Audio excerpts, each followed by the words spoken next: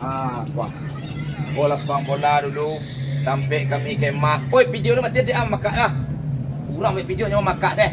Di sana awak di Marolabu gini di sana. Kalau pengen tahu sana kawasan 1000 Rumah Gadang ko sana.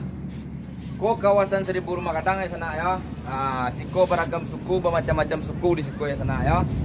Kawasan 1000 Rumah Gadang dan Batampik di Marolabu di Solo Selatan kabupatennya ya sana.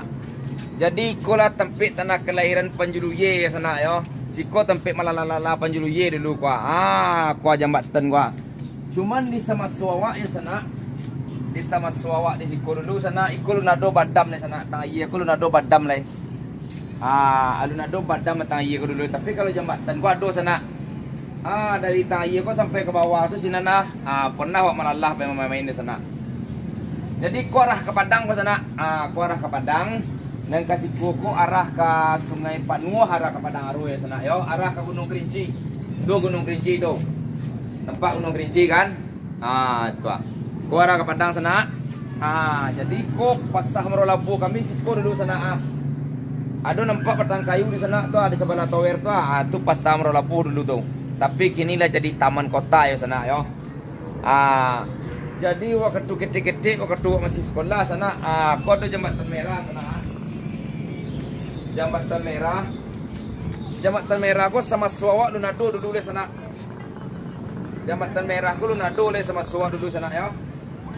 Jadi tampik-tampik modeko ko iya badam modeko gambar-gambar model tu sana tu lu nado dulu le sana ya. Do gambar-gambar modeko lu nado dulu le do. Jadi ada cerita uniknya sana ya. Jadi waktu ketik-ketik tu di sekolah tampil terindah kami dulu waktu sekolah kami pernah pramuka ya sana ya. Waktu SD. Ko na lapangnya nama lapang Bancau ya sana ya. Nama lapangnya lapang Bancau kini lah diolah modiko sana. Lah indah kini sana. Lah jadi tampil acara-acara show kini sana ya. Kadang-kadang ada festival-festival di Siko Cie di Taman Kota Cie. Jadi mas sana di Siko banyak sejarah dulu ke sana. Kami pakai kemar sana di lapang Bancau, lapang bola kuah lapang bola. Kuah. Lapang bola dulu. Tampil kami kemah. Oi, video ni mati dia makak lah. Kurang video nyawa makak saya. Kuah. Mau makak nak taratik orang sedang buat video nyawa heboh lu mau buat video. Orang sedang menarangan kuah. Jadi di Siko lah kami kemah dulu sana. Waktu trio indah sana. Kawan banyak.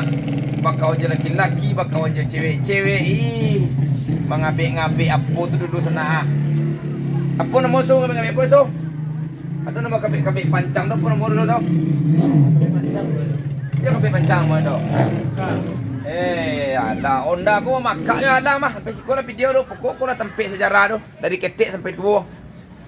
Lah, dah tua ni padun kau. Sudah tua ni so? Alun lai. Alun lai. Tapi seketik tu lai.